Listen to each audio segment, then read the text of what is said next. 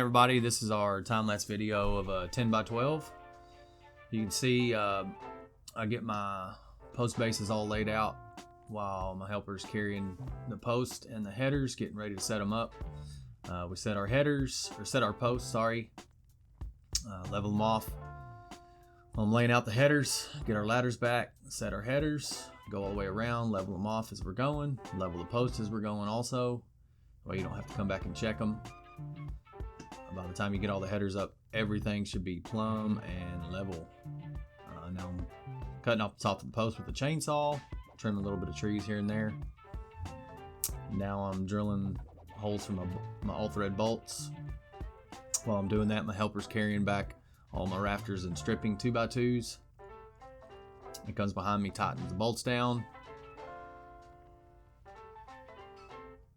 Then you'll see him cleaning off for our post caps. See me carrying back the rest of the lumber. Now I'm nailing down my rafters. I just use 3-inch ring shank nails, toe nail them. And I'm putting down my stripping. Use a string line to make them straight. Nail them all down. That's it. 10 by 12 pergola, an hour and 45 minutes.